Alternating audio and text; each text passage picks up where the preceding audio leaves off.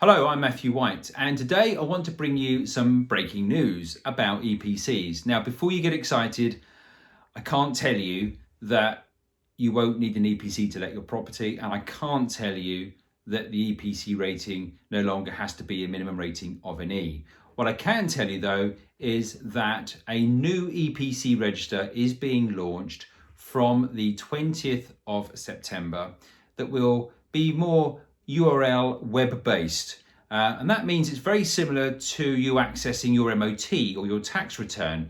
You'll be able to use a web link to access the EPC for your property and further information as well. And what they hope is that more people will engage to improve the energy performance of their properties, but that's yet to be seen, of course.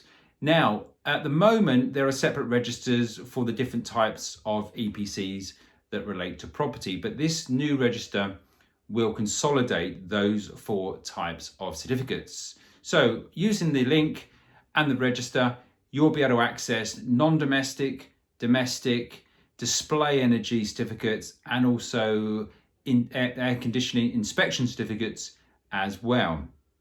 So that's from the 20th of September. There's a new register for accessing your EPC. The existing EPCs that you can access now through the EPC register will be migrated across to the new register. So you will need to access the new register to find your EPC for your property, and energy assessors will have to lodge the new EPCs that they create on that new register also.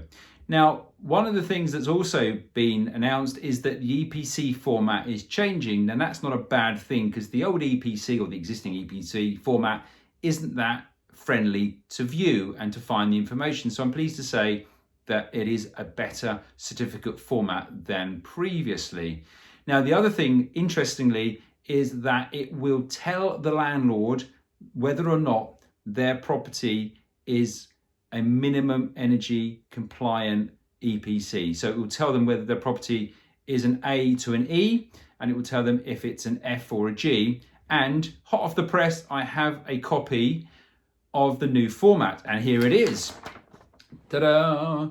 So you can see there that the energy rating on this example is an F. And interestingly, what it also says there, that you may not be able to let the property if the EPC rating is greater than an E. So if it's an F or a G. So no excuse for landlords going forward from the 20th of September not realizing whether their property had an EPC rating of an A to an E, which is compliant and can be used to let the property lawfully, or an F or a G, where it cannot be let lawfully. Now, the minimum requirement for an EPC rating came in on the 1st of April this year, 2020.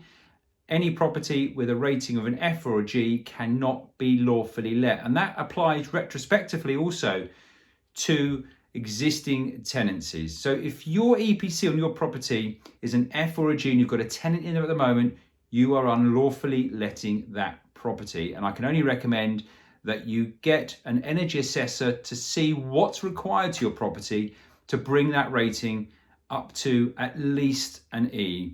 Now, if you need any help or guidance with what might be required to your property to get it to an E at least, if your property rating is an F or a G, then please contact me through my Facebook page, Matthew White, and I'll be very, very happy to help you. I hope this information has been of interest. I'm Matthew White. I'll catch up with you very soon. Thank you very much indeed for watching. Goodbye for now.